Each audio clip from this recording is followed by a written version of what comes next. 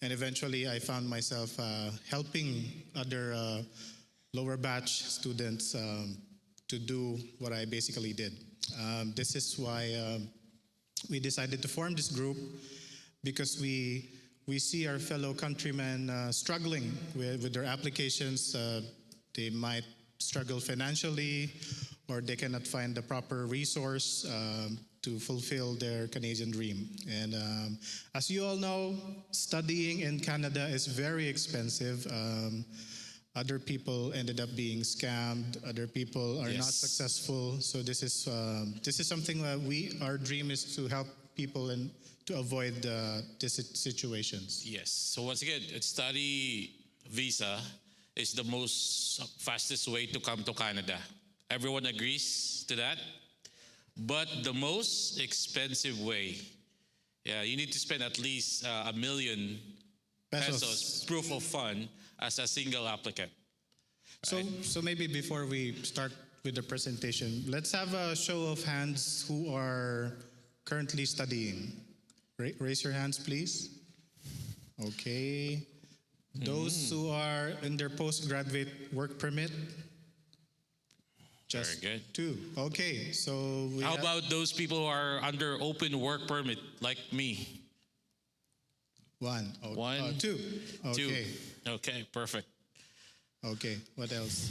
So let's start the formal presentation. Let me just again introduce what is Sancor. I know Brother Edison already mentioned it's a collaboration of 2 individuals, which is Kuya Michael Corrales and me, Nick San, which is called Sun-Cor Incorporated. So in partnership, by the way, I am an international education consultant. I help you guys, I help students find a good school and find a perfect program for them, especially in their pathway to become a permanent resident. While Kuya Mick is a licensed immigration consultant, so being mixed or being combined all together, we can work through the PR path easily. And our business itself, we are the product of our own business because ourselves did the exact pathway, how to become permanent resident using the study path.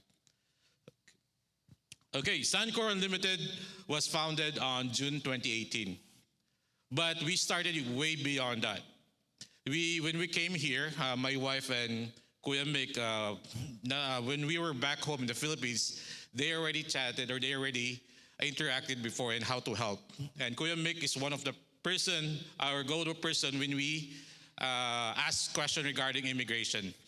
Back then, you were not yet an immigration consultant. I didn't want to be a regulated Canadian immigration consultant, to be honest. But with so many people needing help, and I felt that it was my responsibility to help people because of out of advocacy, out of for the sake of our countrymen. I see myself in them too. So that's how we ended up. Yep. I said it's owned and managed by former students, which is us. And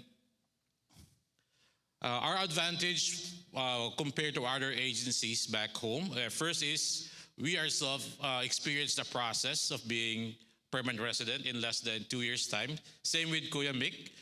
And the difference between us and the other agencies back home is we encourage aspirant applicants to try to apply it by themselves without an agency. Because we ourselves, we did not use an agency when we apply for Canada visa, for student visa. It will save you a lot of money. How much you pay? Around 80 to 100,000 pesos. Maybe more. For a consultation fee or for a processing fee. But you can save that because on the immigration website, it doesn't state that you need to have a lawyer, a consultant, or an agent to process your visa. It was designed to really just straightforward application. Also, it doesn't influence the result of your application if you hired, let's say, you hired a lawyer or you hired a consultant like me. You would all still be subjected to all the qualifications and the regulations applying to your application. Mm-hmm. So yung iba po kasi, I hope it's okay if I speak in Filipino. for some. So yung iba po kasi they think that once you hire a consultant, Yes. they could, the Filipino way. You know somebody inside, they could influence the application, they could fix the problem, but that's not the case in Canada. Yeah, there's no under the table in the Canadian immigration. So the moment somebody tells you they could do it, 100% guarantee, run away. Yes. Before you even pay an immigration consultant, you can check as well and verify if that immigration consultant is really an immigration consultant. You can go to the immigration consultant website. There's a public registry for the ICCRC website. This is where you could see, let's say, if you want to verify my credentials, you could just go to the website, type my name, Yes. and then my status shows up there. Yeah, it shows when you... It shows your status, if you're in good standing, you're suspended, or Yes. You have a pending case. So that's one way of doing it. Yeah, because like I said, we feel the need of our kababayans back home that being scammed and, being overcharged, we know where the money came from.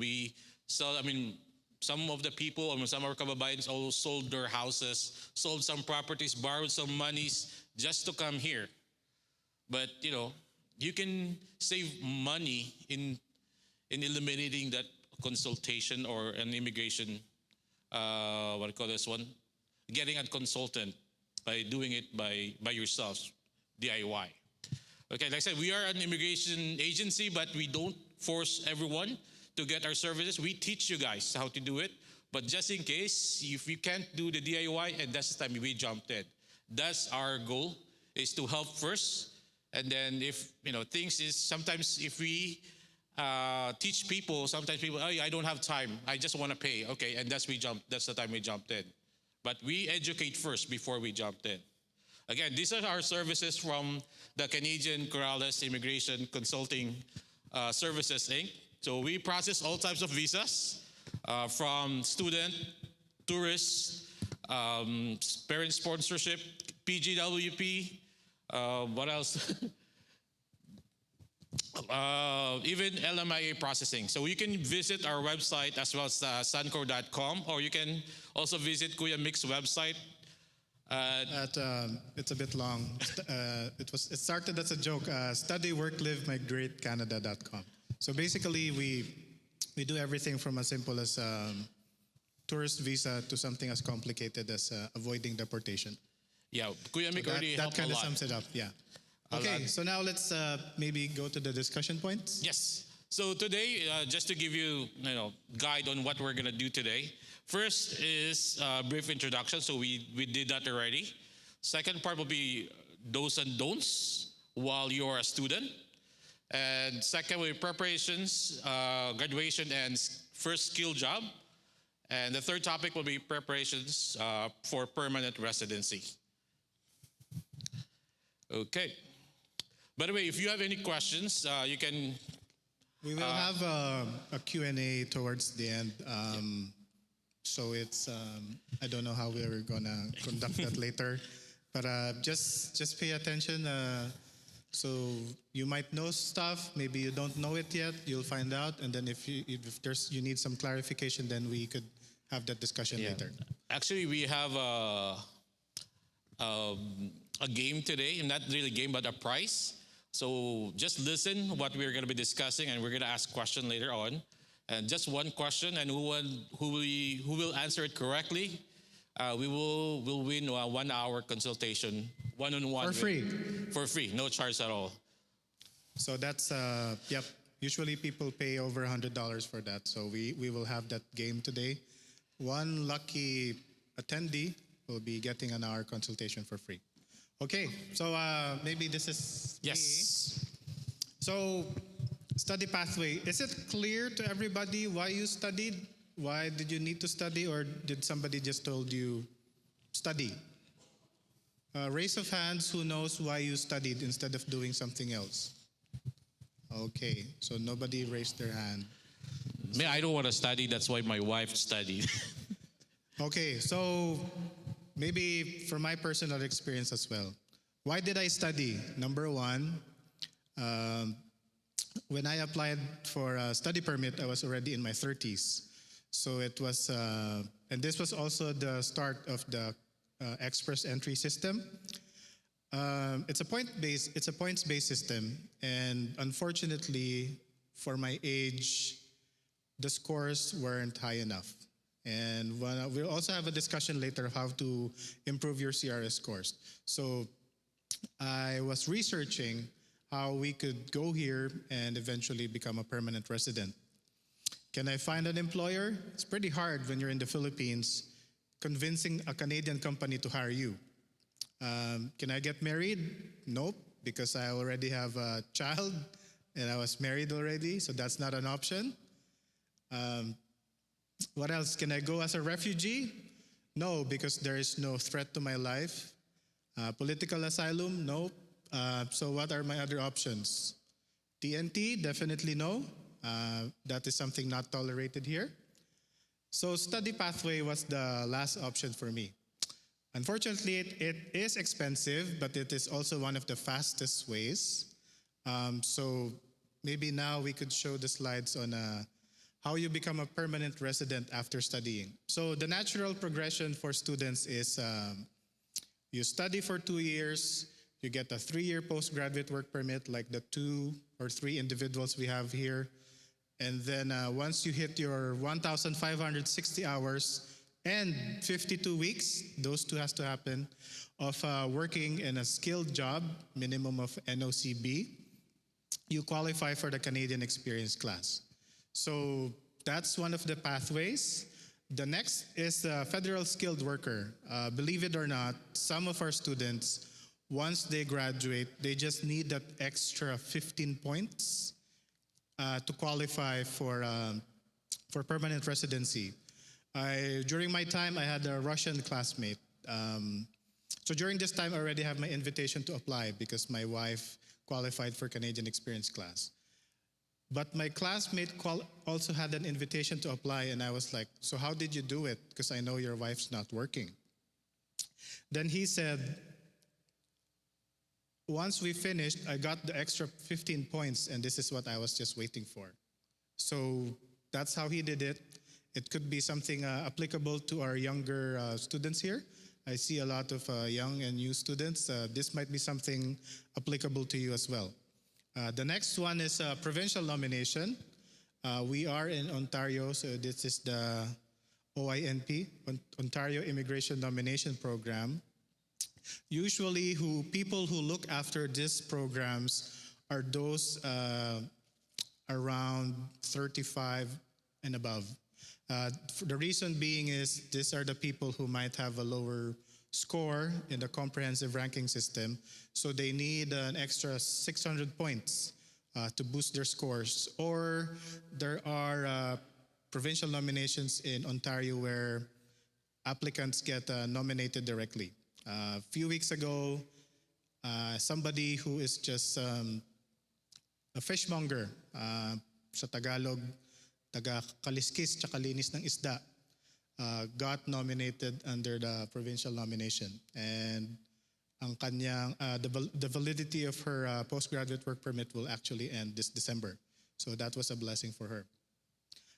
Spousal sponsorship, for those who are single, I'm not saying use this. Don't take express entry literally. Don't take the word express and express entry seriously. But it also happens. The reality is some people starting a new life, they met somebody here, they fell in love. It's something that could happen. Marry, I always tell people, marry for the right reasons. Don't use it as an option just because it's convenient. Yeah. So yeah, and then we also have people who are married here. So we also have the open work permit pathway. This is for the spouses of international students. So it's very similar to the pathway of international students. The only difference is they didn't study. They are actually gaining their Canadian experience as this other spouse is studying. This is how me and Kuya Nikki were able to get our permanent residency. our spouses, well, in my case, my wife, and then Kuya Nikki is the open work permit holder. So they were working while me and Kuya Nikki's wife was studying. So that's also a possibility. People didn't knew before that this was possible. Yeah, it's like you're hitting two birds at once. So if you have a partner, it's actually good because you could actually have two chances. So Yes. there's two people actually that could qualify for express entry. The next one is provincial nomination. There's also programs in Ontario provincial nomination. For example, there's the Ontario Job Offer Foreign Worker Stream, Ontario International Student Job Offer Stream, Ontario In-Demand Job Offer Stream, the Master's Stream for those taking a Master's, Federal Skilled Trades Stream. So there are many provincial nomination programs also available for open work permit holders. So now we are going to the do's and don'ts of, so we noticed there are a lot of current students now. So sometimes we thought when we get here, we could do everything the Filipino way. Unfortunately, we are in a different environment and the way things are might not be applicable just like in the Philippines. So I asked earlier if people know why they decided to study. I think I didn't see too much hands, if any. So that's why one of the do's that we always tell people is already start planning for your permanent residency once you get here. Yep. Other people, unfortunately, they thought once you graduate, the PR status would just be mailed to you. No. That's the unfortunate reality. We have people approaching us and asking, Kuya Mick, graduate na ako last year. Bakit wala pa yung PR card ko? And then I ask, what pathway did you take? And then they said, sabi ng agent namin, pag graduate, I'll be a PR already. So it sounds funny, but a lot of Filipinos are falling victim or Being misled. Being misled, or they do not know the process. So this is something, once you land here, plan for your PR. Are you aiming for Canadian Experience class, or do you just need the extra points for federal skilled worker? We cannot say you land here and you're looking for a boyfriend or a girlfriend. Some of my classmates, that's actually their goal before when I ask them. So plan your PR pathway ahead and do your preparation early. You have 2 years, you're studying 2 years, you're working for 3, so you have a total of 5 years to transition from a student to a permanent resident.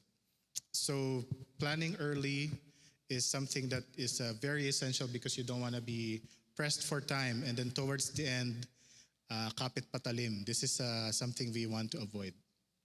I think it's not showing on the slides, the do's and the don'ts. Just to add, this is just my personal experience.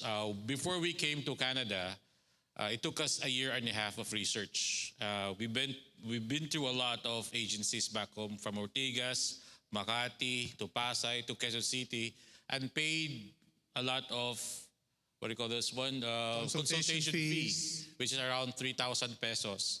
But, they did not offer us the student path. They told us that, hey, your CRS point is too low.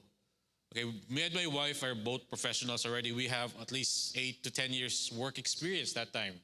But still, they said our CRS point is too low. But, based on our research, we found out about study pathways. So what Kuya Mikmik said is, once you don't plan for your student path only. Once you apply for the study pathway, you need to also consider is how to become a permanent resident. That's why the first do's that we do is start planning for your PR pathway from option A to option Z. So that once you arrive in Canada, you know what to do. First day pa lang, you know what to do, how to become a permanent resident, so that you will know which pathway that applies to your profile. Okay, profile A is not applicable to everyone. But how about profile B or pathway B, pathway C? Like I said, you need to identify which pathway applies to you as a student or as with an open work permit. And that's what we did in ourselves. We become permanent resident, not because of the student, but because of the open work permit partners.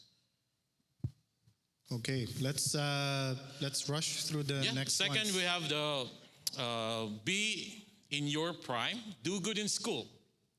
So take advantage of this time that you are studying. It's a privilege that you are studying here in Canada.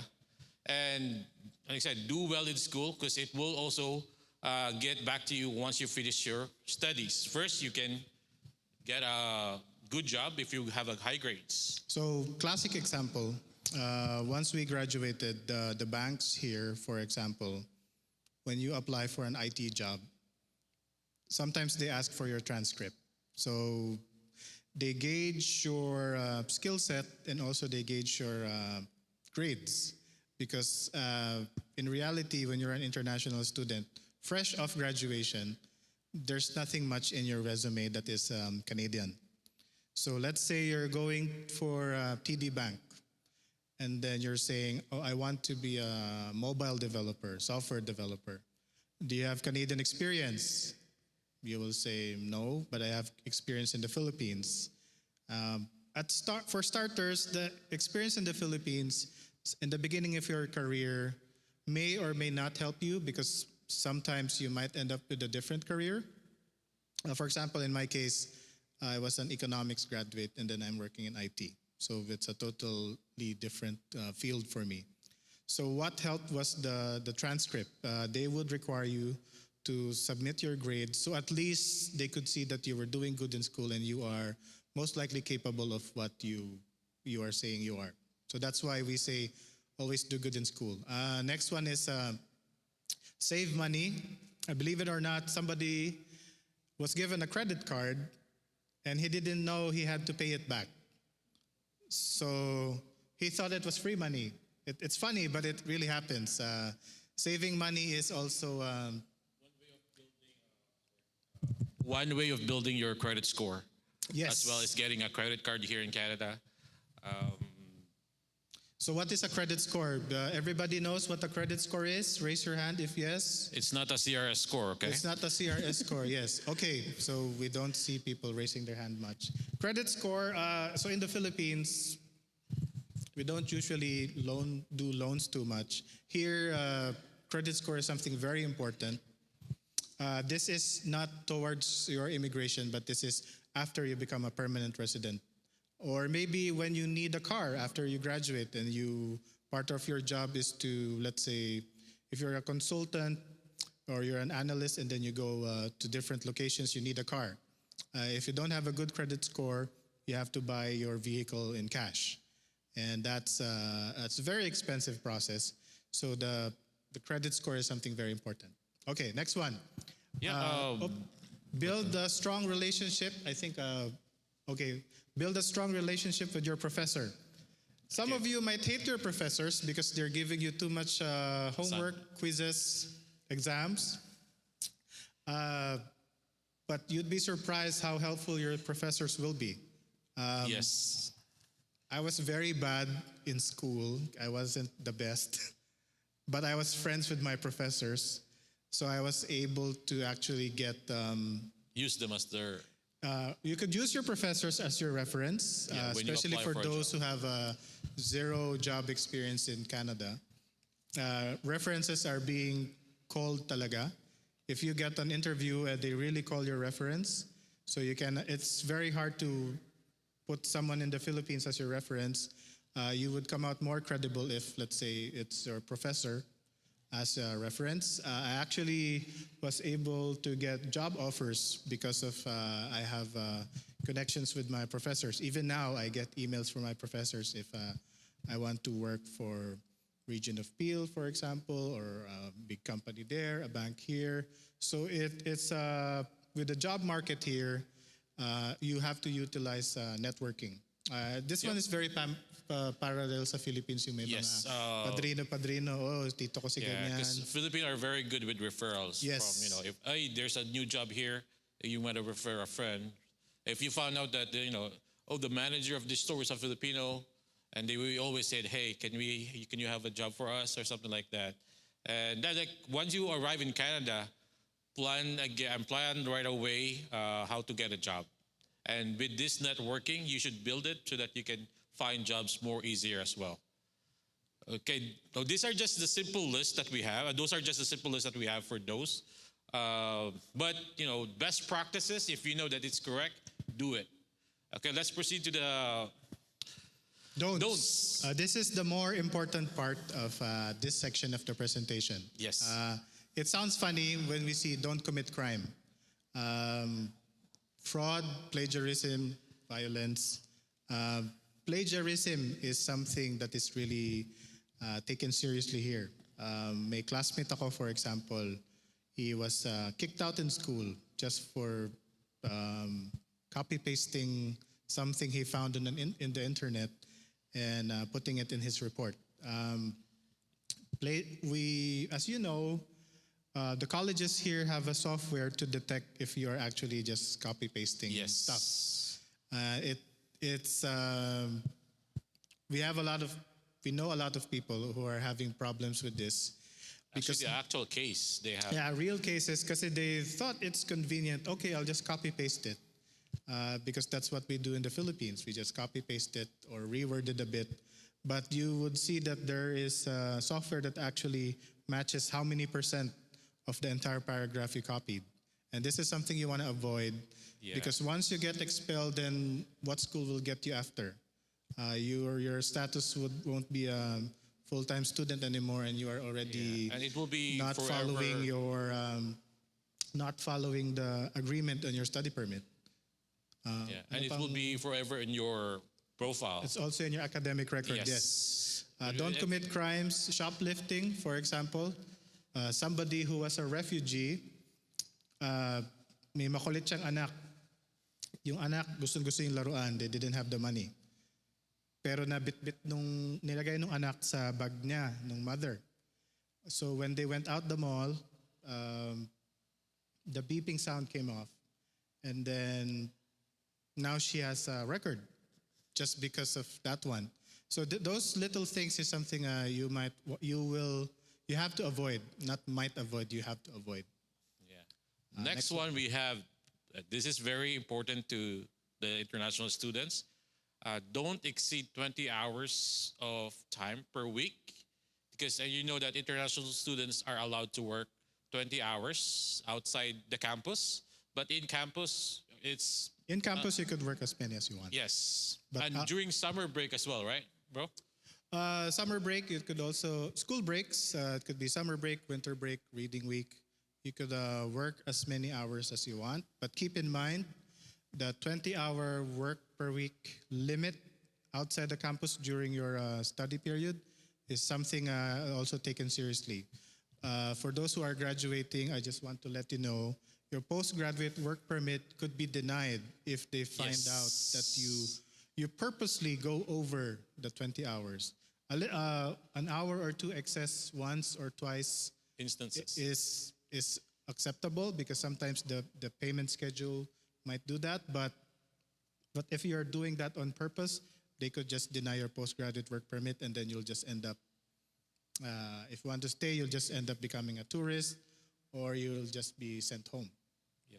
Or you can also ask your employer that, hey, I'm going to be getting hit on my legal documents if you're going to give me more hours. Because sometimes employers will push you, I need you more time to spend more time here. But you need to reiterate to them that I'm only allowed to work 20 hours. Keep in mind that in Canada, you have the right to not accept work for what is being asked of you to do. In this case, your employer might not be aware that you are an international student, or they might not be aware of the policy. It happens sometimes, so you have to explain that you could only do it at this much. Marami na pong napauwi because they didn't take this seriously. Next one is don't neglect your studies. Yes. As we said earlier, if you fail, schools actually send immigration your status in school. Did you enroll full-time? Are you failing? So you might be questioned, why are you failing? Are you doing more work than study? Are you doing something else than studying? So you want to avoid that too. And also going back to our point earlier, having good grades also would help contribute to the success of finding your job. Okay. Next, we have eto. Don't engage in any cash jobs, which is a lot of people, a lot of students are doing this. Even not students, even citizens or permanent residents here are doing this one. But this is basically an illegal. It's an illegal practice. First of all, you are not protected by law because you are an undocumented worker. Yes. So, anything syempre, will if happen it's cash, during. there's no paper trail, na-aksidente kayo, it's actually your fault that you're doing it. So, also nag-raid sa mga factories sometimes. So, Yes, you don't wanna. I know on instances that actually someone report that there are a lot of international students doing cash job in this one warehouse, and they raid that warehouse. And then you have a free ticket going home. Yes, it's a free or a free meal at the detention center. Yeah. Okay, last one for the don'ts. Don't expect others' pathway to be exactly like yours. So, I always share this to my those people are inquiring. All the people right now are becoming vloggers. Do you agree? Everyone is becoming vloggers, especially those people who also an international student. But be mindful, they have their own individual pathways how they become an international student. Don't compare an apple to an orange, something like that. You guys have your own pathways, right? And like for example, just an instance is, hey, can what do you call this, bro? The one instance that we have that it's easy to become a permanent resident in Manitoba, in Alberta, or in AIPP. You guys come here. I always tell them that, hey, before you say yes or before you even engage, try to do some research first. Like for example, PEI. I'm not saying bad about Prince Edward Island, but just stating that it's an island. If, in short, it has a low population island. 156,000 people only. Yes, and if it's a low populated area, it only means that it has less establishment, right? If you put a lot of people and only less establishment, only means that there's only few jobs, right? If you put a lot of people, it's not only Filipinos going there, it's also other international students from other countries. When you go there, so what will you expect? It's going to be a competition of getting a job. And a lot of Filipinos are having neglect going there. Aside from that, the weather in Atlantic region is worse. So just to share regarding this one, somebody came to us and said, mga kuya, I saw this video and this is what I did. And now I'm in trouble because apparently it's not applicable to me. Can you help me? So we don't want to be in that situation where you just followed a random video without verifying it. It's easy to be swayed by the videos you see. Filipinos sometimes have a herd mentality. Oh, there's so many followers, there's so many views, it might be correct. You have to also verify whatever you watch because sometimes it could be misleading or it couldn't be applicable to you. Yeah, always go to the Canada.ca website. That's the only when in doubt, official check website. the website. Okay, now let's go to our next topic, which is preparations when graduating and finding your first skill job. This is, I think for our crowd right now, this is something that is very, very applicable. Okay, so start ka, Kuya Nikki. Yes, key preparations when graduating. First is, you need to make sure your passport is valid. Because remember, when you apply for a PGWP, you're going to submit also your passport. So why do you need to check the validity? Your permit cannot exceed the validity of your passport. Yes. Some students, they got here too excited, forgot to check the validity of their passport. Let's say you studied for 2 years. How many years of postgraduate work permit should you have? 3 years. But let's say your passport is only valid for 2 years, 8 months. So you'll only get 2 years and 8 months on your permit. The remaining 4 months, you still have to apply for an extension once you get a new passport. So essentially, you're spending 2 times on Yes, the for postgraduate work permit application. This is why you need to extend your passport, not extend, renew your passport. Yes. There is a embassy or consulate in Toronto. You just go there, give your passport, get an application to renew your passport. Because remember, it takes a while to get your new passport, and let's say pa-PR na kayo, tapos pa-expire na pala yung passport ninyo. You don't want to be in that situation. Yeah, basic example, we have one applicant for PGWP. Na-approve yung PGWP niya, pero the passport is only valid for 1 year, but the PGWP is 3 years, right? So that person just got PGWP permit for 1 year because of the passport. And that person needs to extend the PGWP for the reason that the passport was not being because it's valid. So in short, you need to pay extra for that process again, and we don't want that to happen. So be mindful to we call this what? Update your passport, because for Philippine holder passport, we are now doing 10 years. So just make sure you have that one as well. Okay, next one is prepare your credential assessments. Yes. So, samples of credentials assessment. Which is US, yung ECA natin. I know before we applied here in Canada, we did the West already before we came. Before we come to Canada. For the reason is we know that it's valid for 5 years. It could be West, ICAS, or ICAS, or IQAS. It's valid for 5 years. Just to share which one is good, I'm not saying I'm biased, but ICAS usually gives... It's more generous in assessing Filipino than credentials. West. So, but ICAS takes a long time to process it. West, it would be like 2 or 3 months to process. But ICAS, we had some students that it took them 8 months. In a regular, wala pang COVID nun. Yeah. So this is the reason why we put prepare credentials assessment here when you're preparing for graduation, is because once you're so busy finding a job or actually working on your job, these are the things that you might forget. And it takes a long time to get this, especially now.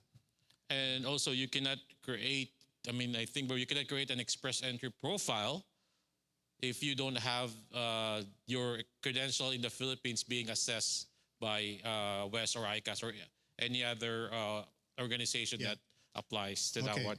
Next one, start practicing your language skills. Yes, this is very important. So bakit natin kailangan yung language skills? Unfortunately, wala tayong kawala sa language. Yes. Unless you married somebody or you're being adopted. Yeah. So why do we need to start practicing our language skills? Because this is one of the factors where we have control or influence over. Other people in their 40s, for example, we have somebody who took it more than 10 times. They are permanent residents now.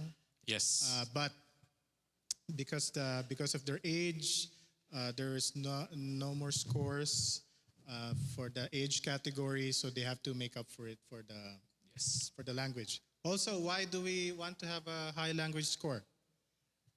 As you know, there is a cutoff score. Not because you qualify for Canadian Experience class, it's automatic that you will get an invitation to apply. At the end of the day, it's still a points-based system. So if, let's say, you're only 420 points, you do qualify, but would your name be called or would the scores drop to that low?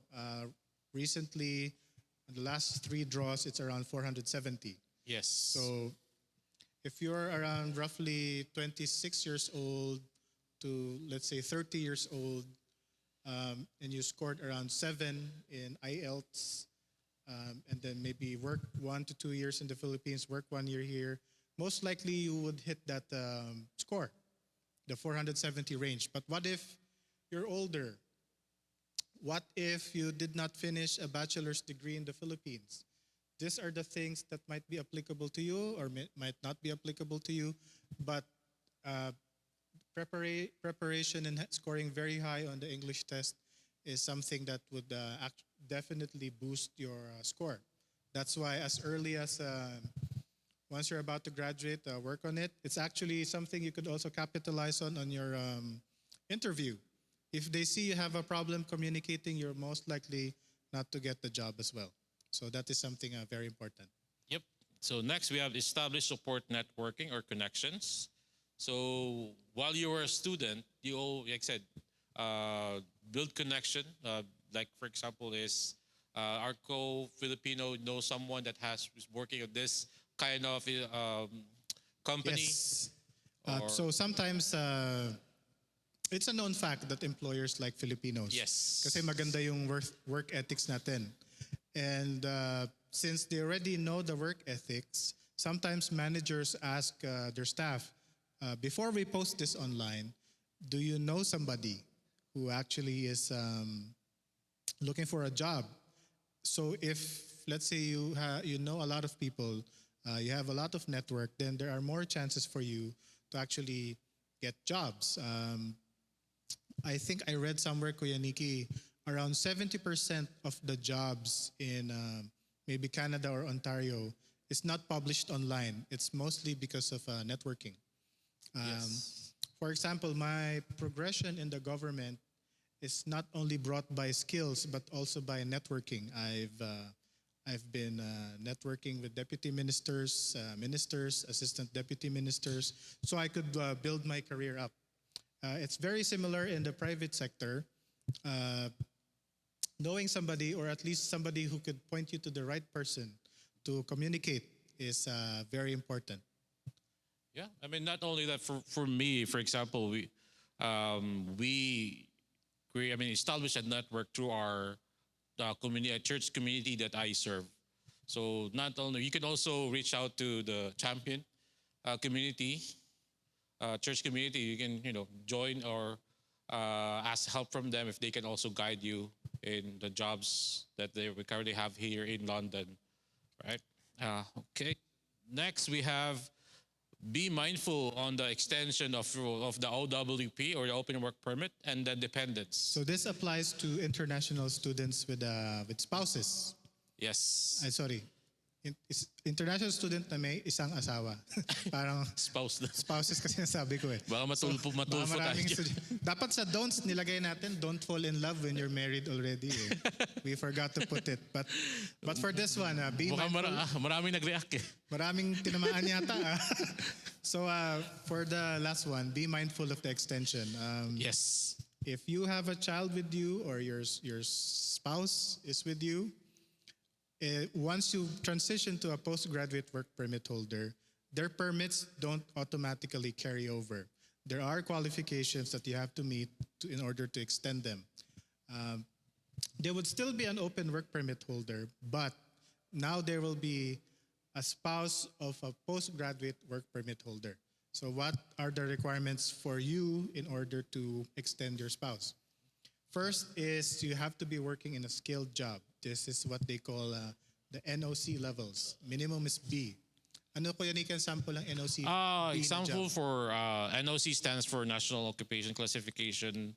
B is just like grill cook or a basic cook, baker, admin assistant. So mga hands-on jobs. Yeah, or any supervisory position, even sa hotels or something like. But like I said, always reference it to the Canada.ca website. Yes. Just type in NOCB. What are the jobs in NOCB? So, you will surprise. You will find a lot. So you have to check first if, as a postgraduate work permit holder, is your job actually a skilled job? Baka kasi we think it's a skilled job. Apparently it's not. Then you get an extension for the OWP denial. So you have to have a skilled job, and you have to have 3 pay slips. So these are the things that for those who are mga asawa na international student, this is what you have to tell your husbands or wives na magtrabaho ka in a skilled job, we need to have 3 pay slips. Then we could extend our open work permit. And most important also, bro, is the confirmation of graduation. If you don't have that letter from a school that you already finished studies, you cannot apply for the PGWP. Yeah. Right? Okay. Last one for when graduating. Calculate your CRS scores and identify your chances of applying for PR. Are you looking at the right pathway? Is CEC still applicable to you? Maybe right earlier, most of you just studied, but the pathway towards after studying wasn't clear. So this is something that you need to consider na Yeah. CEC ba, provincial nomination ba? Or do I need to find a sponsored employer to fulfill my pathway needs, PR needs? Hey, who amongst you guys already calculate their CRS points? Show of Be hands. honest. Sino na po yung nag-compute ng CRS score? Very good. Very good. So you have a homework. Check your CRS score because some of you are already graduating. Some of you are already halfway into your program. It's never too late to check. It's always good to check early because you might be doing a strategy that for something that is not applicable for you. Yes. So always check it. It's free to check anyway.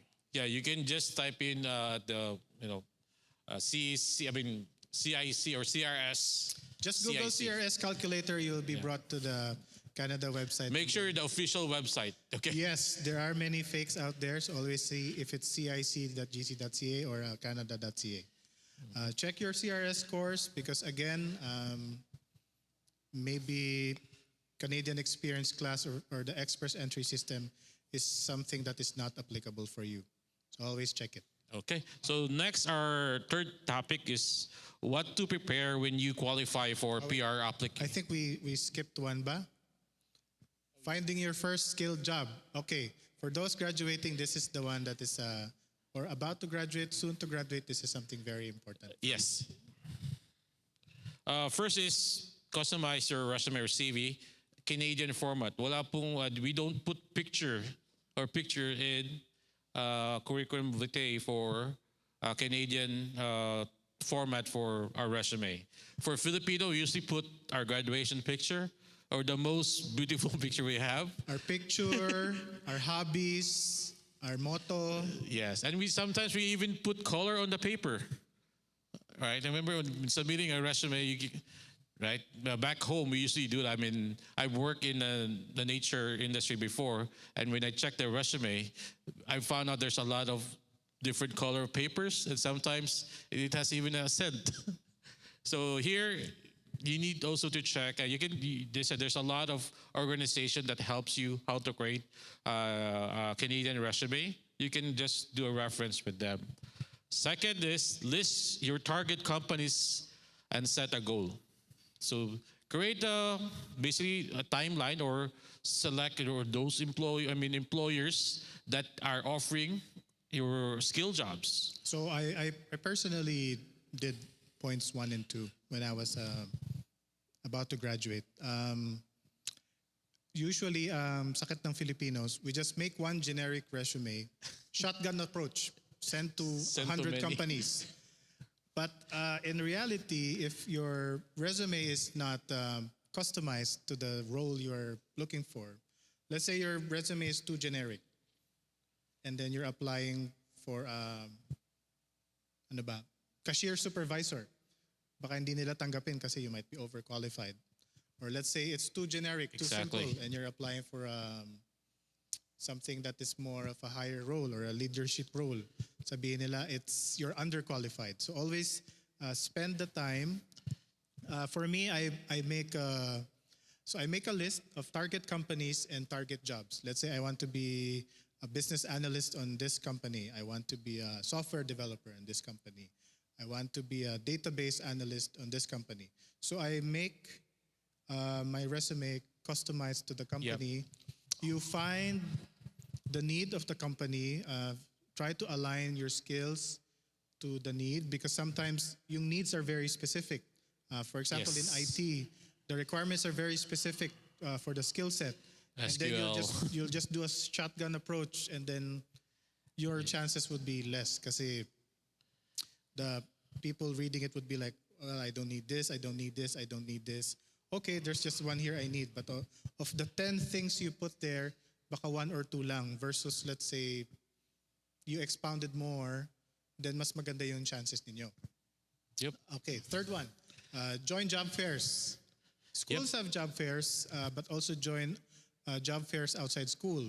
When I was about to graduate, I think umabot pa ako sa Peel, sa Halton, sa Yes. Brampton, Mississauga, Toronto, just going on job fairs. Just so, what's good about joining job fairs? You could establish your contacts. Actually, some of the people I met in job fairs are actually offering me jobs now. You'll be pointed to the right direction. They might not have a job for you, but going back to networking, they might know somebody who actually might have a job for you. Yeah, and aside from that, you can practice your interview skills. Yes.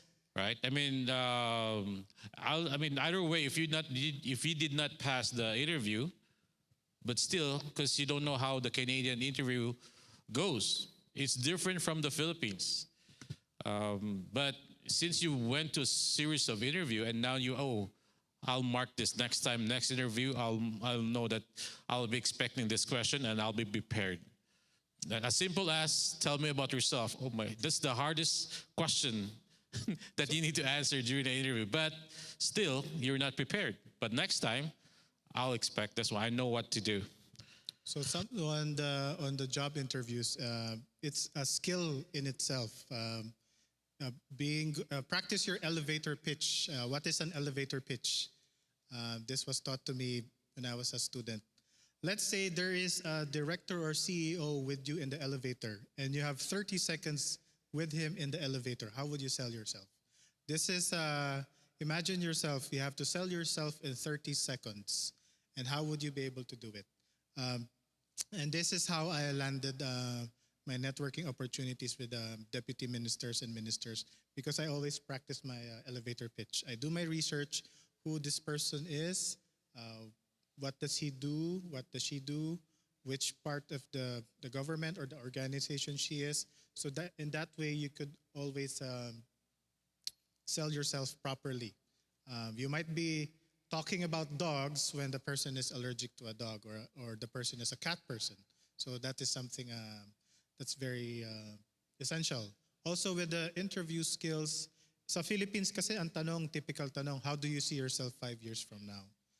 Which is a very typical question. Dito it's usually one of the questions that always arrive at my table is, why are you the right person for the job? Or why should we hire you? Yeah, I see that question. Diretso agad, hindi yung wala na yung mga, when I was a child, I dream of this, blah, blah, blah. So diretso na rin yung sagot ninyo. You could start with your credentials. Okay, I finished this, I'm at the top of my class, I did this project, blah, blah, blah, blah, blah, blah. Yep. Okay, next one. Next one we have initiate volunteer work and internship. So this is like one way of building your network as well. So it might be free in the beginning, but the intangibles are very important. Especially for those students who has co-op. Sometimes it would be paid or sometimes it's not paid co-op. But still, you're building yourself in that company. And most of the company, if they like you, they will absorb you. I think yung mga ibang students, Kuya Nikki, after co-op, may job offer, di ba? Yes. So once they finish their co-op, then they will be promised with a full-time job after. So, okay, next is time to reconnect with your professors for job references. So what Kuya Mimik mentioned before, that you need to build a strong relationship with your professors. Because remember, a reference should be someone here in Canada that knows you. And being a student, the one that knows you should be your teacher as well, or your instructor or professor. In the beginning, you will have limited references. So you cannot do reference your friends. Yes. Okay. Last one is be persistent. Laban lang po tayo. Yes. Okay. We're running a bit out of time, so let's hammer quick on the rest. Yep. So what to prepare when you qualify for PR? So this is the last part. So this is for the postgraduate work permit holders, but the students now pay attention because this is something that will be applicable to you in the coming months. So let me just share you. So what are the 3 factors that will increase your CRS points? So the 3 factors is first, your Canadian education. It will add more points in your CRS. Second is your Canadian work experience. That will also boost your CRS points. Third is English or language exam, which is the IELTS or CELPIP. Myself, I took up IELTS, pero my score was not good, so I took up CELPIP. It went better because CELPIP, there's no, it's just a computer in front of you. And there's in CELPIP, you have a spelling checker, there's a word counter. So there's no pen that you need to use, just computer and keyboard and mouse, that's it. So how to increase, like I said, continuously take English exam. So we just shared to you guys that a couple, a student and open work permit, they're both 40s. And just to get their target CRS points, they took up IELTS 10 times just to get 454 points. And they got their ITA because it was a few months ago. Yep. Our CRS score went down because of the COVID as well. Learn French. Yes. Believe it or not, French is now could fetch you 30 points, around 30 points. I had a Brazilian classmate. His English wasn't that good. But while we were studying, he was studying French. Why was he studying French? So his native language was very similar structure-wise with French. So yung hirap niya sa English, nabawi niya dahil marunong siya mag-French. Yes. So for those who are losing points because of age, learning French is something that could help you increase your points as well. And a lot of job openings also. Yes, if you are bilingual, there is also a premium in some Higher of the jobs. salary? Yes. And next will be this one, claim points from previous skilled experience outside Canada. So these are, a lot of people have a misconception on this one because they said, I have 5 years experience in Canada. I mean, in the Philippines. So what kind of job is that? What do I need to present to prove that those jobs are skilled? So first is the reference letter. Reference letter is different from a letter of employment. Yes, this is something that is always it's a common mistake for our students. Reference letter is something that outlines the job and responsibilities, the task that you did while you were performing in that company. Employment certificate is just basically saying you worked there from this time to this time, getting paid this much. So for immigration purposes, you have to outline the duties and roles and responsibilities in your reference letter. Otherwise, it might not be counted.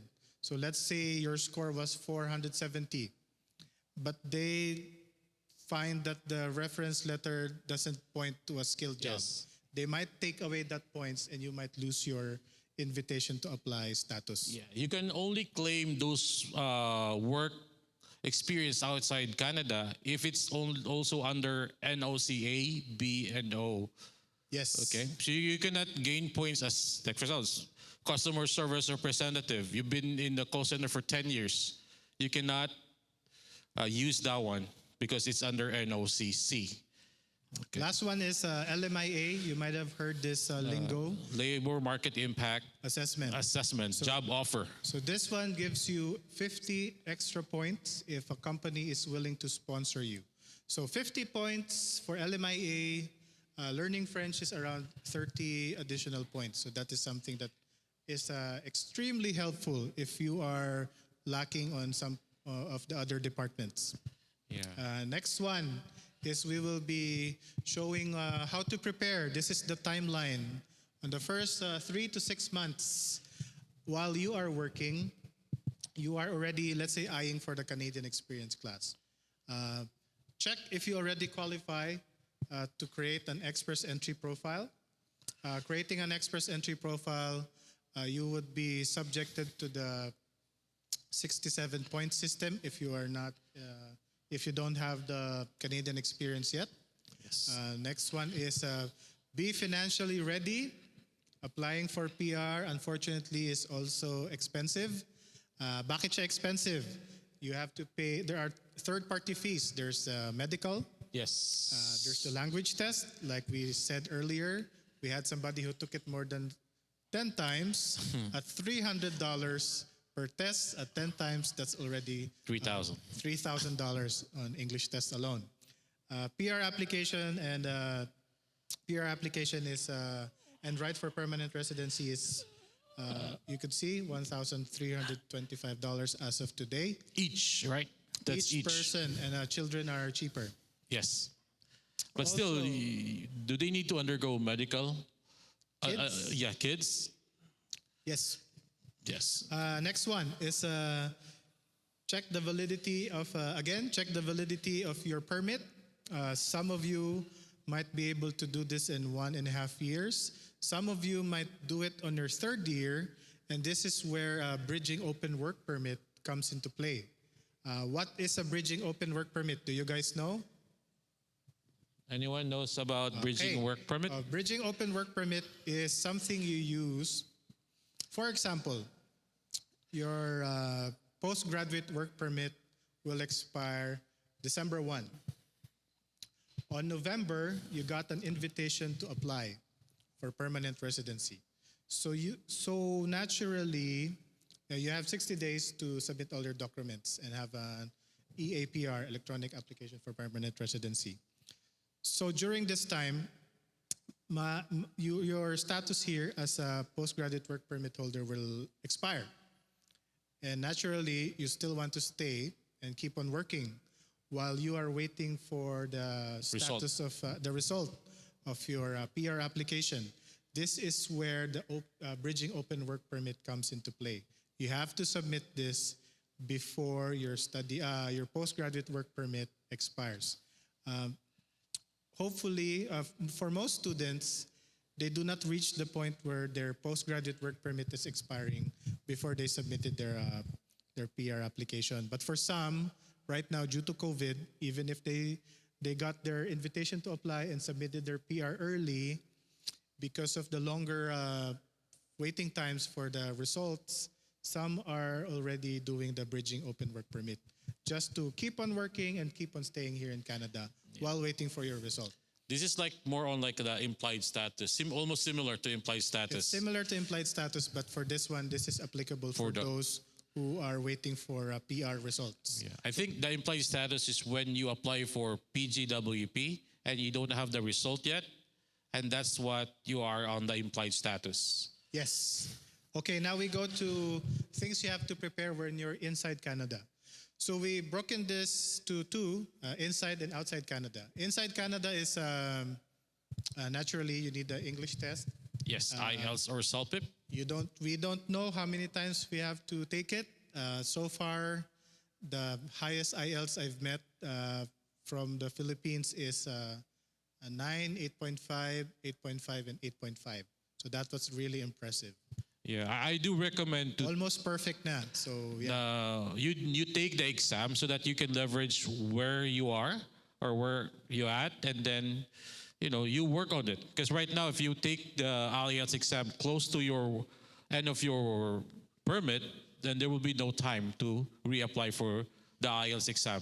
Don't be overconfident. I have clients who said, I will score this much, and this will be my score. This will be my CRS score, only to find out that they scored 5.5 or 6, and they lost 70 points on their expected CRS score. So now they're panicking. So this, in reality, you might take it more than once. Good for you if you only took it once, but for some of our fellow men, they have to take it more than one time, which is fine because there's no limit to how much you are going to take it. It's just a cost each time. Yeah. Okay, next one. Reference letters from your skilled job employer here. You would need that to prove that you have fulfilled your skilled job for your Canadian experience class qualification here. It could be an NOC O, A, or B type of job. And next is your medical would also be done here in Canada. Would be your yes, you can do accredited panel physician. Next one. So those are the things you prepare while you are here in Canada. But usually the things you prepare outside Canada, ideally you have done this before you landed here. If not, here are the list. Police clearance, sa atin it's NBI clearance. NBI. But there are cases, for example, for me, I lived in the States for over 180 days. So I need an FBI clearance. Especially for also those students who went OFW from Dubai, the UAE, yes, or anywhere outside the Philippines that you stayed more than 180 days. Yes, the 180 days po, this is cumulative. It doesn't have to be straight. 180 days in the last 10 years.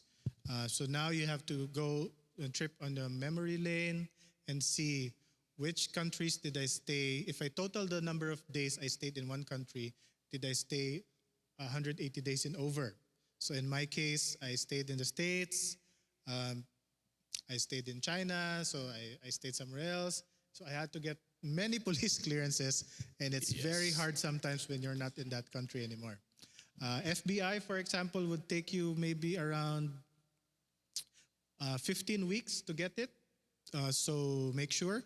NBI would take you around 1 to 3 months. You could just go to Toronto and request for one. And then outside Canada would be WES assessment.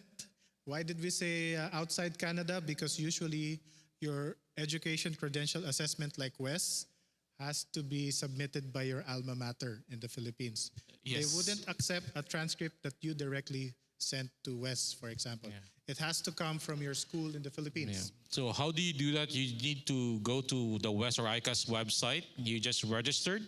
So once you registered and pay the amount, you'll be getting a form that you need to send to your alma mater. And probably if there are fees you need to pay, and at the time that they will send it directly to the WES or ICAS location. So that's the that's conclude our of the presentation. You have the number, the details if you have questions. Let me just share again our services for Sun-Cor. So Sun-Cor, we do process free letter of acceptance to any DLI school in Canada. Fanshawe is one of our partner college, but we do offer our services from Alberta, BC, Manitoba, all over Canada. So if you want to do your visa by yourself and you need help for LOA, by all means, contact us. We're going to do it for free. And for Sun-Cor, we have this promotion that if you're going to do your visa by yourselves and you get your LOA from us, you're going to get $200 back once you are approved. Your visa is approved. So you can see on the screen the mode of communication. You could call, you could email, you could also schedule something in our website, or you could search us on Facebook. And if you need help for your postgrad work permit, Kuya Mick will do the process for visa. Okay, so I guess we have time for questions. And answer. You ask, you answer as well, okay? Ito po. Tadaan, yan na po ang microphone. Hello, I'm Master Seth. I'm a student in Fanshawe, and I have a question about passport, something like that. Okay. Because my passport will be expired in February 13, and then I renewed my passport in Toronto, but then also my student permit will be expired in February. So I have also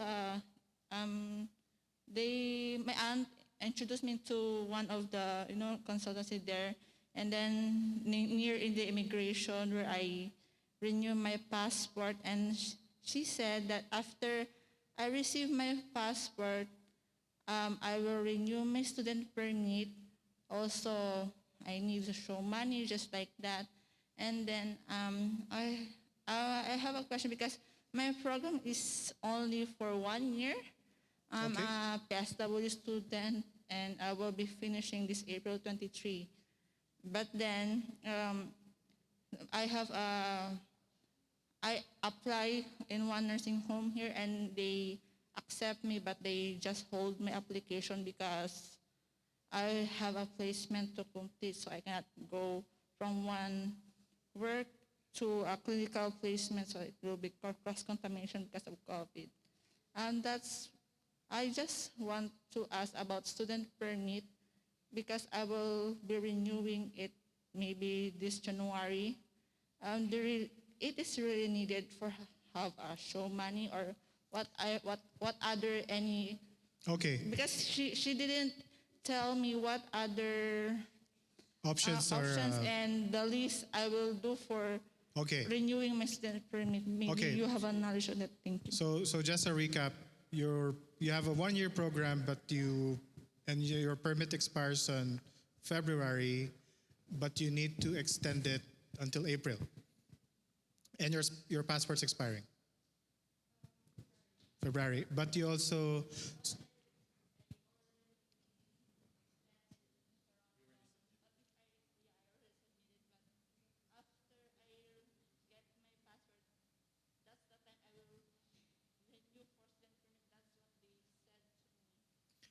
do you already have your passport, the new passport now? Not yet. I will receive it in January. Okay. Yeah. And you don't have the result of the extension yet. No, not yet because I just applied my passport for renewal last November 2, and then they said I will receive my passport in January, and after that, if I receive my passport, I really need to renew also my student permit. Yes. Yeah. So you are short of a few months for your study permit, and do you plan to extend to another program or just start working? I'm planning to start working. Start working? Yeah. Okay. So you are just basically extending well, you need to renew your passport so that you could get your postgraduate work permit after. Yeah. But also you need a valid passport because you need to extend your permit so you could finish your program. Show money isn't that big of a deal because Yeah. by the time you extend it, you should be already enrolled in your program. What you could do is demonstrate that you already paid the last semester's tuition fee, and then you have to submit the extension before your study permit expires. So you could start creating your GC key now, your profile in the CIC website. So you could start extending. Okay.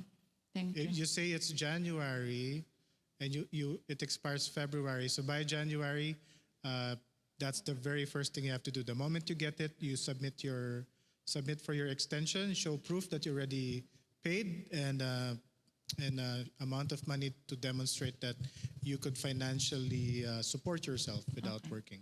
But because I am already accepted in one nursing home here, is that a guarantee or for PGWP, or they will accept me for The postgraduate work permit does not need an employer Okay, thank you. to be approved. The only thing you need when applying for a postgraduate work permit is proof that you have completed your program. So this is the letter of completion from your school and also the transcript. Okay, thank you. Okay, thank you po. Next question, please. Was it? Okay, we have somebody from Bukidnon. No. Zambales, sorry. Kapampangan? Ay, Ilocano. Hello po, I'm Karen, and I'm planning to move to Quebec, and based on what I've read from their site, they have another portal or process of selecting the immigrants. And will this be a disadvantage for me? So Quebec has a different operation when in terms of immigration. Express entry doesn't include Quebec, for example. They have their own set of rules, Would it be an advantage or a disadvantage, depending on what stream? First question is, do you speak French? I don't. Okay, so that is something you have to consider because... Quebec is a French. So we went there, yung KFC, hindi siya KFC, PFK. PFK, So when we went there, turo-turo lang kami sa picture because we cannot understand each other. So you have to consider if that is something you want to do as well. Yeah, that will be another challenge when you move. Yes. We have a question from the... Ganun po ba doon? Okay. I have a question. I'll be graduating on April 2021 and my passport will expire on October 2021. And then do I still have time to renew my passport and process my papers for my PGWP? Right now, ideally, yes. It takes around... We have to check the timelines. During our time pre-COVID, it takes around 30 days to renew your passport. I'll have a call with the embassy if I were you just to see the timelines if it takes longer or not. Worst case scenario is you just have to extend it again if it's gonna go over. But in theory, you should have time to renew it. Like after graduation or before? You could actually just renew it now if you want. Your passport doesn't have to be renewed by the time it expires. I renewed my passport. It still has 2 years and 8 months validity in it. Oh. I renewed it because, so when I went to the embassy, they said, why are you renewing your passport? You still have 2 years and 8 months in it. I have to explain to them because my postgraduate work permit is valid for 3 months, for 3 years. And I don't want to get 2 years, 8 months, and then extend it again. That's why I'm renewing it. Yeah. So they are okay with this. They are aware that postgraduate work permits cannot go beyond the validity of the passport. So you could actually just renew it as early as now.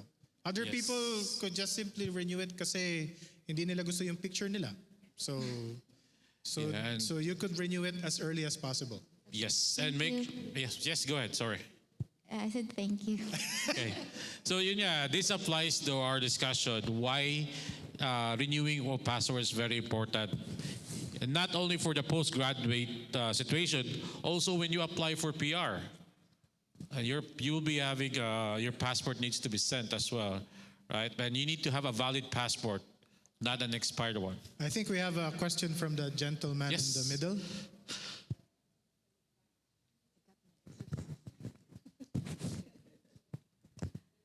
This question is not mine, from my friend. What will happen to the student who quit schooling and go to work? Quit schooling and go to work. Okay. First question is, why did they quit school? Were they expelled or they just said, ayoko na, mahirap pala? Job offer is different. If there's a LMIA supported job offer, the student could actually transition from a student to a closed permit work permit holder. But if you're a student and just decided to quit studying and working, you are technically breaking your agreement with Canada where you have to be engaged in full-time studies. So that in itself is already a violation. So better tell your friend, wag niyang gawin yon. Try to fix it as soon as possible. Try to get back in school. Usually, if it is a sanctioned leave, let's say you're giving birth, you have 150 days to be off from school. You have to be operated on. Somebody's sick, you have to go back to the country. Yes. This is the only time you would be allowed to stop studying. Or if the school closed down, for example. Rallies. A few years ago, there were school rallies in Ontario. So schools were closed for a while. So during those times, it's fine. But if you just decided, ang hirap pala, ayoko na, then that's not really a good excuse to stop and just do working. How about he failed or she failed? Failing is okay. You could always retake it, but that's not really a good reason to just quit. If you fail a subject, you could always retake it. There are times na you have to extend your permit because you have to wait for the next cycle to get that subject again. Okay. Hello. Kuya Mick, I won't call you Kuya Mick and Kuya Nick kasi mas matanda pa yata ako sa inyo eh. Anyway, thank you sa presentation nyo. It was very helpful. You're welcome. Napaka-informative. I have just one question regarding sa, kasi may family ako kasama, no? Kasama ko yung asawa ko. Siya yung open work permit and I also may 2 kids. So now, ang question ko is regarding the postgraduate work permit. Okay. So, pag nag-apply kami ng postgraduate work permit, kasama na ba kaagad yung ano doon, yung dependent namin? Usually, when you are applying for your postgraduate work permit, your open work permit holder's validity is the same as your study permit. So let's say you finish on April, mga until August or September pa valid yung open work permit. This gives you time when you get your postgraduate work permit, get the skilled job, and get the 3 pay stubs, then you could qualify to extend them. It's not automatic. Hindi po automatic na you have to have a basis because right now, as a postgraduate work permit, kailangan skilled worker din po kayo so that your spouse would qualify. That's why for an yung open work permit. nire-recommend namin, pag mga fresh graduate, those who are fresh graduate, once you get your a letter of confirmation that you already graduated or finished, the same day at the night time you submit the postgraduate work permit, so that you can be an implied status, so you can find a job right away. Yeah. Find a job, work full time. Yeah, you don't need to wait for that result to arrive. So once you submitted a postgraduate work permit application and receive an AOR, or what it calls AOR, it's the Acknowledgement of receipt. acknowledgement of receipt. It all means that you are in implied status already. You can work full time already. And start earning the pay stubs. Yes. Right now it's COVID, so what happened is hopefully next year it won't happen. Some postgraduate work permit holders, ang tagal lumabas nung PGWP nila, which is actually required when you extend your spouse and your kids. So what happened was, matagal lumabas, we created an open work permit extension already, showing proof that we already submitted a postgraduate work permit. Yes. And also showing the contract and the pay stubs, and it worked well din naman. And then eventually when the postgraduate work permit came out, we also showed proof that there is already a postgraduate work permit. Okay. I just want to clarify. If I apply for a postgraduate work permit,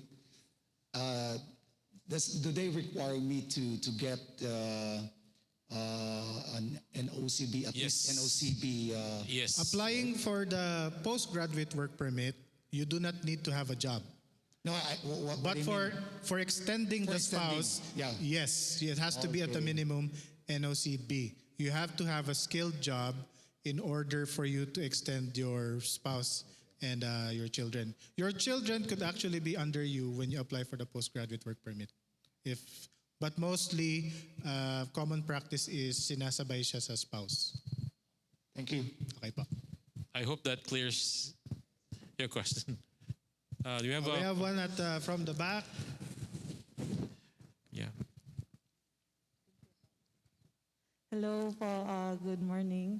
We just wanted to ask because our husbands are working in the same company, and then the company declared that they are under NOCB. The position that they're currently now is under NOCB. So but they are not under LMIA. So we just wanted to ask what pathway could they apply for us? So if they are working under NOCB category of a job, they might qualify for the Canadian Experience class. But the age is our problem also. How old are they po? They're from 30 to 38 years. 30 to 38 is still fine. Having a skilled job, you could check the express entry calculator. More or less, if you're around 30 to 38, you work for 1 year, you have a good English score. Depending on your education, you might be able to hit around 450 or over. If the score is less desirable, you could look into, number one, finding a sponsor, the LMIA. If that's not possible, while guys are still studying, they could look at provincial nominations. Right now, the 3 streams for job offer-driven programs are closed, but they always open naman. So you always have to just be ready. For those jobs, it could be a federal skilled trade, NOC C, D.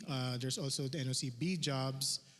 So the moment they qualify for Canadian Experience class, they could also make an express entry profile because we'll never know if the scores are going to drop.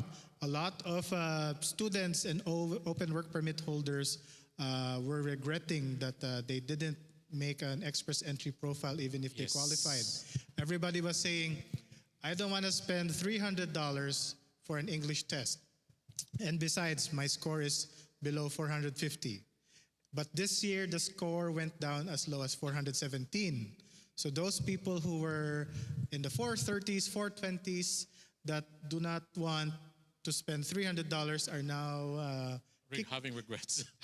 kicking their heads because they could have been submitting their PR application already. Yeah. And those stream, by the way, the 470 is only for CEC applicants. It's not open for outside Canada. So those people who are just having a 1-year work experience, specifically, they qualified already, and for that stream. It was unfortunate that even though we were advising them to do it, they felt that the $300 wasn't worth it at that time. Yeah. So that is something they have to live by right now. Yeah. So, like I said, one advice is the English language skill test.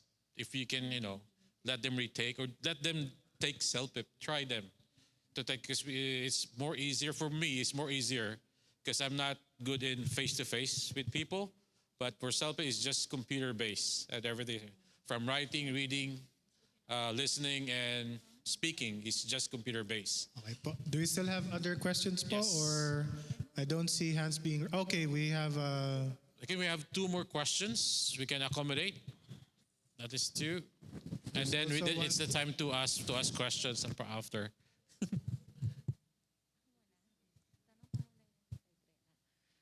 Hello, good morning po. My husband is a cook. And yung employer niya po offered him a LMIA. And then he started working September 2019. So he had a 1-year experience already and also been a cook for over, I think, 10 years. Okay. So meron kaming hinire na Canadian lawyer. I'm just wondering, like, how long is the process of LMIA? Oh, so the LMIA is not approved yet? Yeah. There was just an expression that they say they will get him an LMIA. Okay. Yeah. Like the employer offered him an LMIA, and they are like my lawyer and the employer are coordinating for the LMIA. So, first question: did your husband pay to get offered the LMIA? No. Okay, good. Okay, next one. So for the LMIA, there's a process to it. First, they have to get approval from the government, ESDC, that they could hire a foreign worker. During that process, they also have to demonstrate that there is a recruitment process.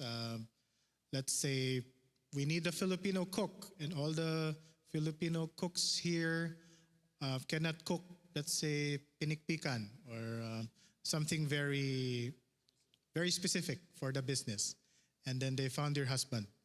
So they have to demonstrate that they actually tried to recruit, put the job in the job bank, Indeed.ca, maybe LinkedIn, other newspapers. So that one has to last at least a month.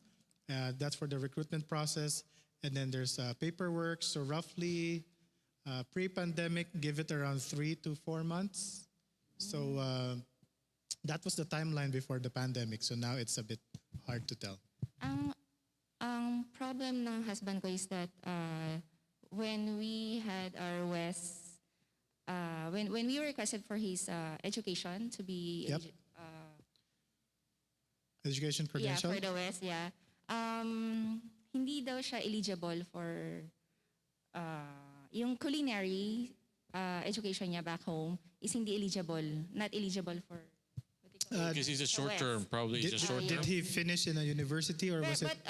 That's the problem. Hindi po siya graduate ng college. Okay. So, So parang wala siyang score for that. So that Yes. makes our CRS score low. Like you I could, think if he will be the principal applicant, it will be like less than 300. But Yes. but with with the LMIA, with the NOCB, the LMIA would just what give, would be our like so pathway? Yeah, the and our L- chances. the LMIA would just give him extra 50 Yeah, points. only 50. But he would be suffering from the lack of education. Yes. So the 50 points might not actually be enough to Yes. push the score, even if you almost perfected the English. If you don't mind me asking, how old is the husband po? 38. Okay, so when you are around 38 years old, your points for age is maybe around 30 to 45.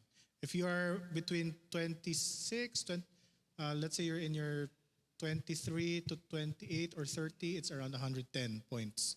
So you are already losing a lot from the age and the lack of the West. So that is something that the LMIA actually just gives him a close work permit and the extra 50 points.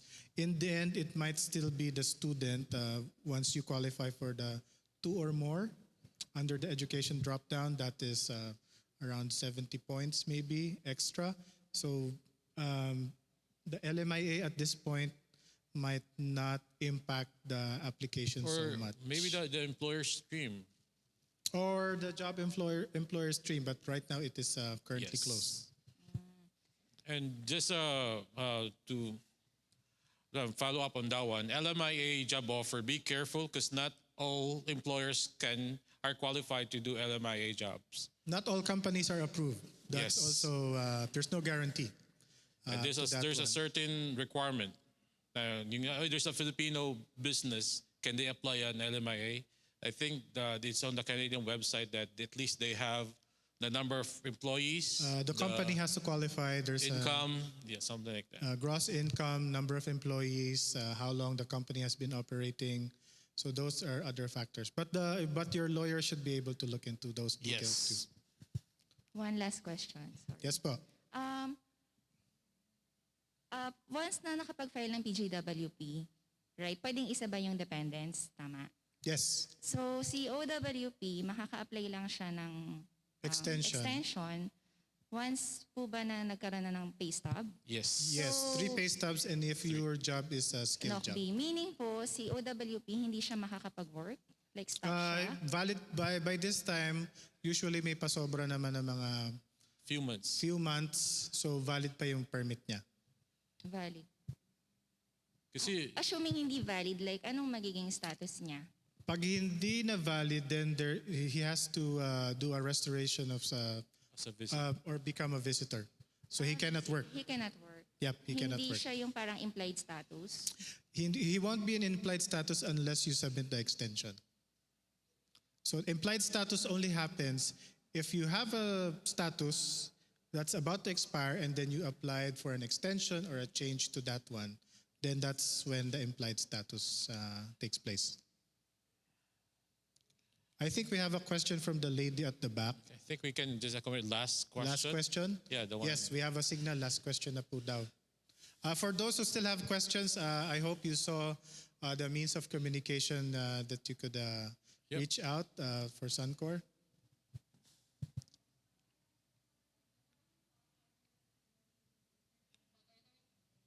Oh, I think What are the requirements? I'm sorry, can you repeat the question? How will you qualify for the federal skilled worker, and what are the requirements for that one to apply for that pathway? So the difference between the Canadian experience class that students take and the federal skilled worker is basically it's just a Canadian experience class.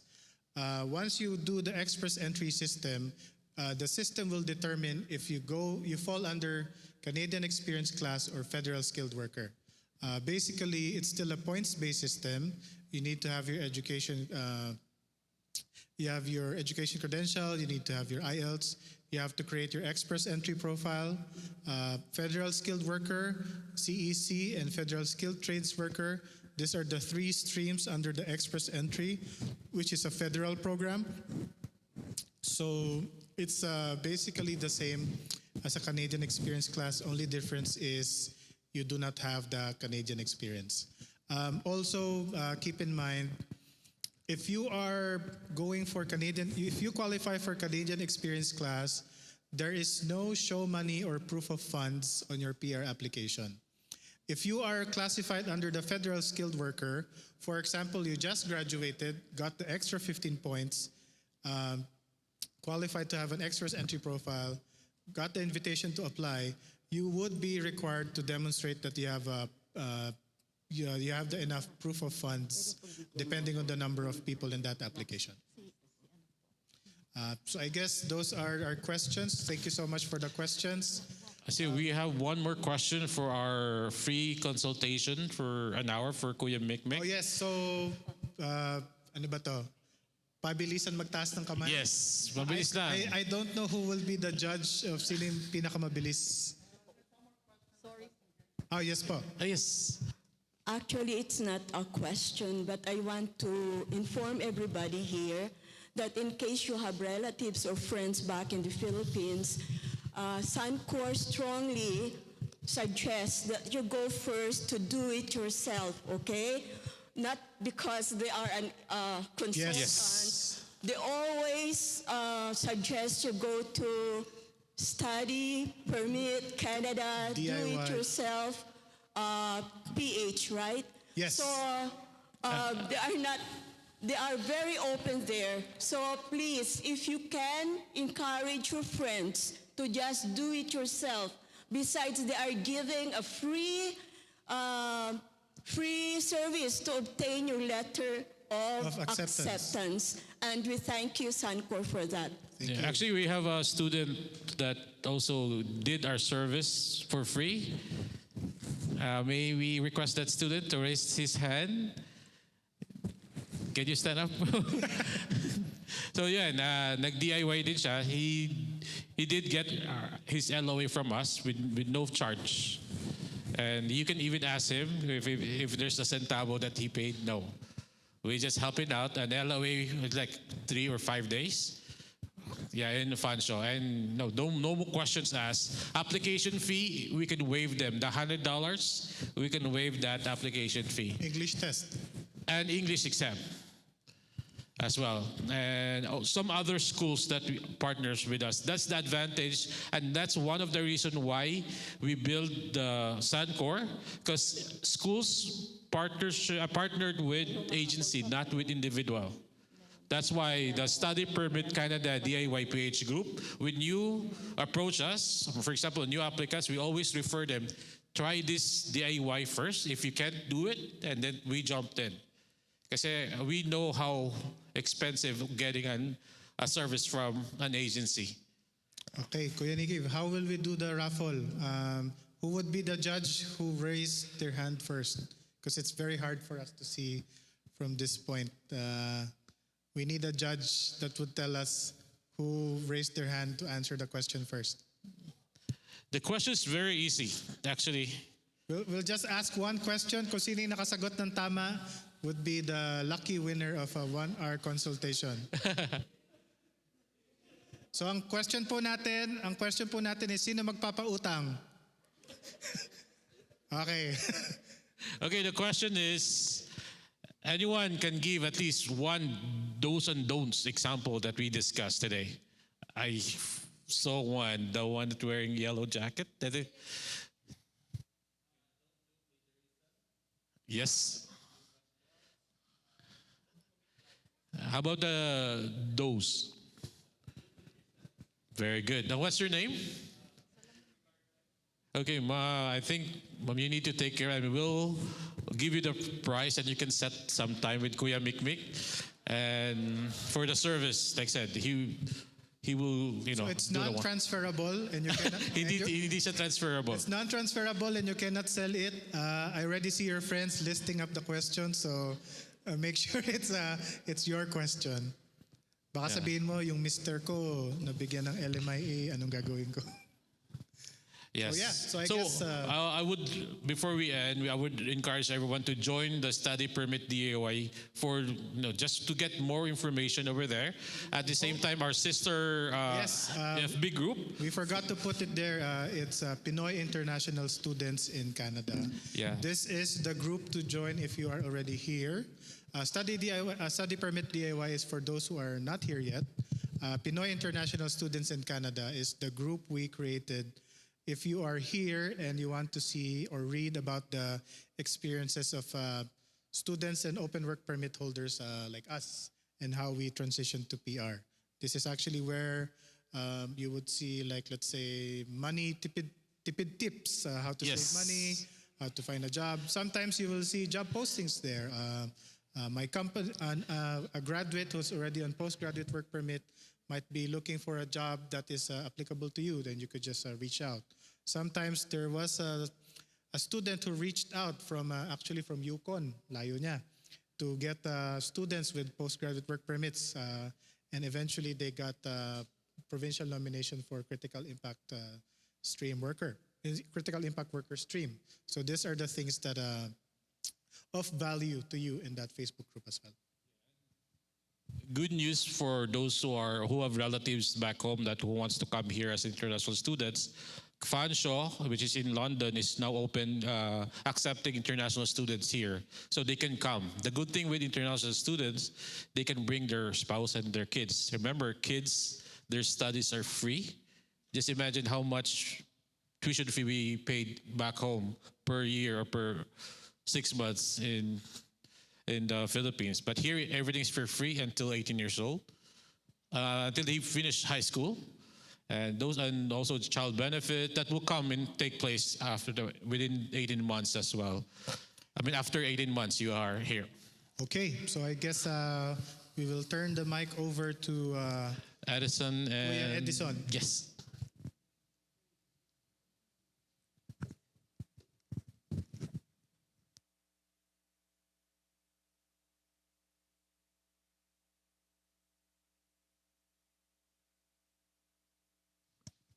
All right, so thank you, Kuya Nikki and Kuya Mike. That's all the information, but yeah, let's give them another round of applause. Thank you. That's all the information to take, but I'm sure there's something that you can take home that can prepare you for your next step, right, after your current setup of students. So thank you. And if you still have any questions, maybe you can direct contact them, or maybe after this, during lunchtime, maybe you can just go to them and ask if you have any more questions, okay? But always keep that social distancing or physical distancing. All right, so thank you once again. And this time, again, I'm going to call on our pastor, Ronald Baldemoros, who's going to just share a few words of encouragement for us. So after receiving those information that will guide you for the next step, it's also very important to also hear from the Word of God that will also guide you spiritually as well, right? So let's hear it from our pastor, Ronald Baldemoros. Thank you.